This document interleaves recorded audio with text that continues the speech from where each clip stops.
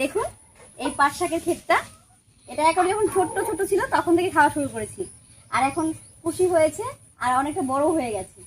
তবে আজকে পাট শাক তুলছি না, আজকে তুলবো মিষ্টি কুমড়োর ডগা। আর মিষ্টি কুমড়োর ডগা সঙ্গে দেশি আলু দিয়ে দারুণ একটা রেসিপি আপনার সঙ্গে শেয়ার করবো। আপনারা প্রথম থেকে শেষ পর্যন্ত সঙ্গে থাকুন, আশা করছি খুব ভালো লাগবে। তো প্রথমে মিষ্টি কুমড়োর ডগাগুলো তুলে দিচ্ছি। এর আগেও আমি অনেকবার আমাদের এই মিষ্টি কুমড়োর বাগান দেখিয়েছি, তবে মিষ্টি কুমড়োর ডগাগুলো দেখুন এতটা লম্বা হয়েছে যে একেবারে বাগান ছেড়ে ওই ভুট্টার খেতে চলে গেছে। এই দেখুন আরো লম্বা লম্বা ছিল, কতগুলো সকালবেলা মা কেটে নিয়ে গেছে। তো এখান থেকে কয়েকটা ডাঁটি কেটে দিচ্ছি, খুব বেশি লাগবে না, 3-4টা হলে হয়ে যাবে। আর ডগাগুলো দেখুন একবারে মনে হচ্ছে যেন হাত দিলেই ভেঙে যাবে।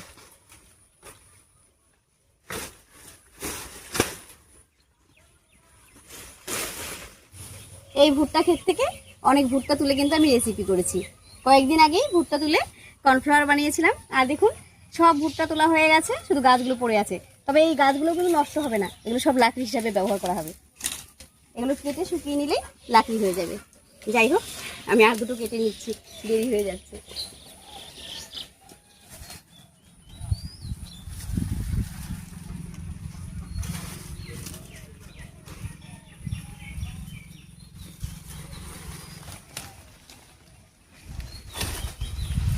বেশ অনেকগুলো কেটে নিয়েছি, আর এই দিয়ে হয়ে যাবে। এবারে গিয়ে বেছে নিচ্ছি।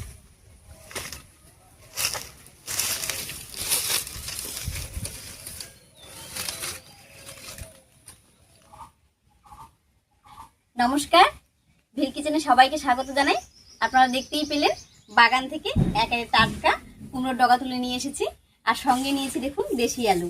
আর এই দেশি আলু কিন্তু খুবই স্বাদের হয়। তো আজকে দেশি আলু আর সঙ্গে নিয়েছি দেখুন দুটো শুটকি মাছ। দেশি আলু, শুটকি মাছ আর কুমড়োর ডগা দিয়ে দারুণ একটা রেসিপি আপনার সঙ্গে শেয়ার করবো, একটু শুকনো শুকনো করে। এর আগে মিষ্টি কুমড়োর ডগা দিয়ে যতগুলো রেসিপি করেছিলাম সবই কিন্তু একটু ঝোলঝোল মতো করেছি, তবে তাতেও কিন্তু আপনারা সবাই পছন্দ করেছেন। আশা করছি আজকের রেসিপিও আপনাদের ভীষণ ভালো লাগবে, আপনারা সঙ্গে থাকুন। তো আমি মিষ্টি কুমড়োর ডগাগুলো কেটে নিচ্ছি। ডগাগুলো দেখুন এতটা নরম আর এত কচি, মনে হচ্ছে যেন কড়াইয়ে দিতে হবে না, এমনি খাওয়া যাবে।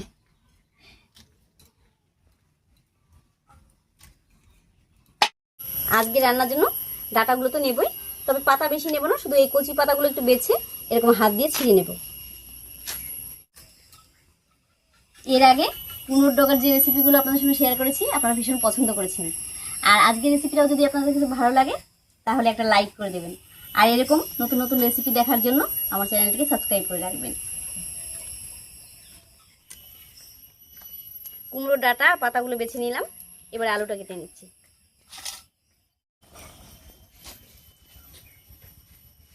ছোট ছোট আলু, তাই বেশি টুকরো করবো না, শুধু মাঝখানে একটা ভাগ করে নিচ্ছি।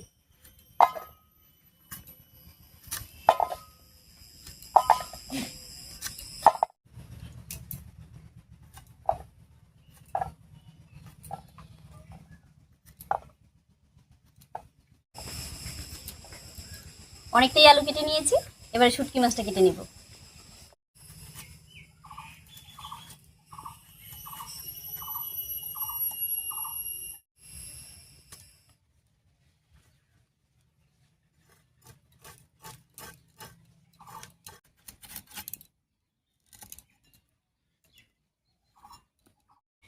সবকিছু গুছিয়ে নিয়েছি, এবারে উনুনটা জ্বালিয়ে নেব।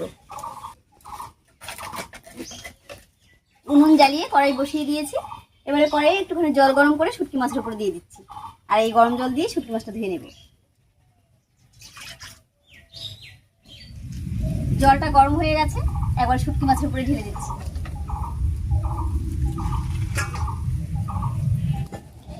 গরম জলটা একটু ঠান্ডা হয়ে গেছে, এবার পরিষ্কার করে ধুয়ে নিচ্ছি।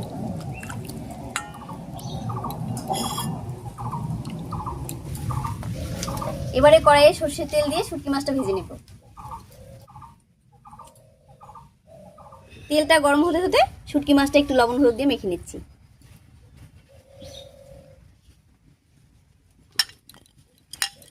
মাখা হয়ে গেছে, একবার তেলের উপর দিয়ে দেব।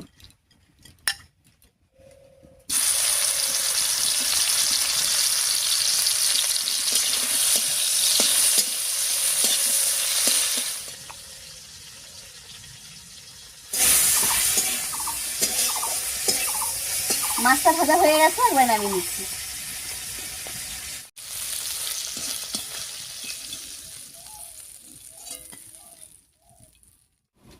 এবারে মাছ ভাজার এই তেলের মধ্যে দেবো পেঁয়াজ কুচি। আর এই রান্নাটায় কিন্তু তেল মশলা একেবারেই কম লাগে, আর কোনো রকম তেল দিচ্ছি না, এই তেলের উপরে পেঁয়াজটা দিয়ে দিচ্ছি।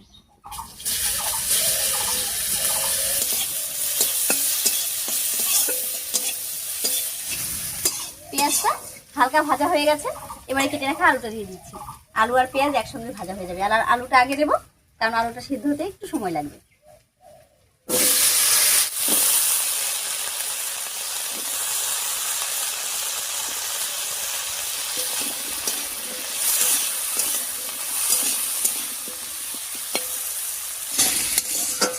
তেলের উপরে আলুটা দিয়ে নাড়িয়ে নিয়েছি।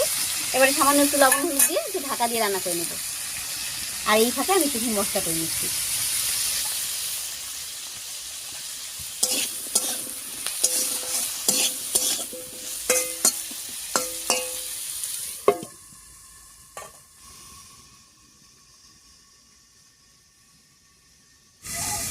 মশলার মধ্যে নিয়েছি কয়েক কোয়া রসুন, আর দেবো কয়েকটা কাঁচা লঙ্কা।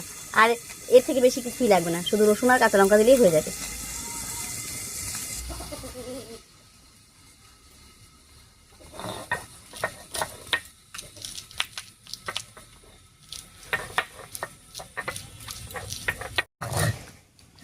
মশলাটা দেখুন একেবারে হালকা করে বেটে নিয়েছি, তবে আপনারা চাইলে কিন্তু থেতো করেও দিতে পারেন। আমি একটু বেটে নিলাম, থেতো করেও দিলেও কোনো অসুবিধা হবে না।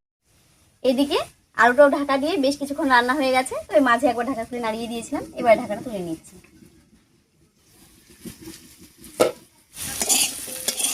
আলুটা দেখুন খুব সুন্দর ভাজা ভাজা মতো হয়ে গেছে। এবার এর মধ্যে দিয়ে দিচ্ছি কেটে রাখা বেগুন। আসলে রান্নাটা যাতে ঝরঝরে না হয়ে যায়, তার জন্য আমি একটা বেগুন দিয়ে দিচ্ছি।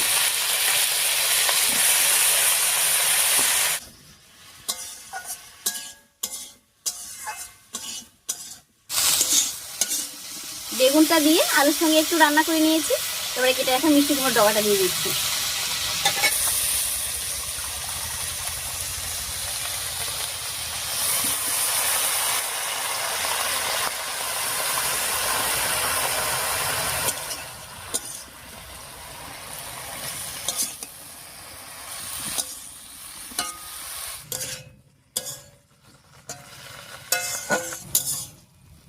মিষ্টি কুমড়োর ডগার পাতাটা দিয়েও সবকিছুর সঙ্গে খুব ভালো করে মিশিয়ে নিয়েছি।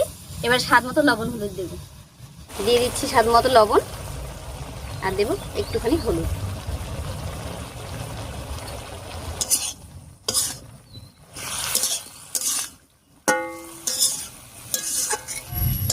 লবণ হলুদ দিয়ে খুব ভালো করে মিশিয়ে নিয়েছি।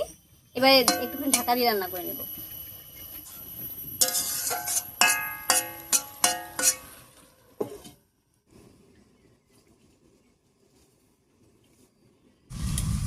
ঢাকা দিয়ে 4-5 মিনিট রান্না করে নিয়েছি। এবার ঢাকাটা তুলে নিচ্ছি। মিষ্টি কুমড়োর ডগা দেওয়ায় যে জল উঠেছিল সেই জলটা শুকিয়ে গেছে। আর দেখুন আলু বেগুন ডাঁটা সব কিন্তু খুব সুন্দর সেদ্ধ হয়ে গেছে। এবার এর মধ্যে দেখো ভেজে রাখা শুকনো মাছ আর মশলাটা।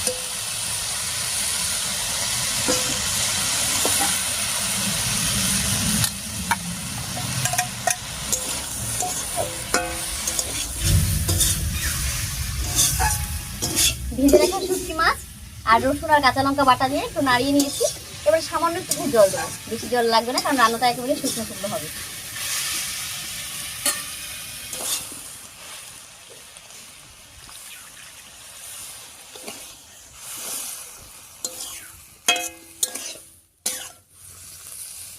রান্নায় জলটা দেওয়ার পর আরো 4-5 মিনিট রান্না করে নিয়েছি। আর রান্নাটা দেখুন দেখতে কত সুন্দর হয়েছে। বেগুনটা একেবারে গলা গলা মতো হয়ে গেছে, তবে আলু আর ডাঁটাগুলো কিন্তু শক্তই আছে। রান্নাটা একদম রেডি, এবারে নামিয়ে নিচ্ছি। আর এটা গরম গরম ভাতের সঙ্গে খেতেও কিন্তু ভীষণ ভালো হয়। রান্নাটা দেখে বুঝতেই পারলেন কত সহজ আর কত তাড়াতাড়ি করে হয়ে গেল। তবে এটা গরম গরম ভাতের সঙ্গে কিন্তু খেতে দারুণ লাগে। সঙ্গে একটু পাতলা করে মুসুর ডাল আর এই চচ্চড়িটা, আর কিছুই লাগবে না খাওয়ার জন্য।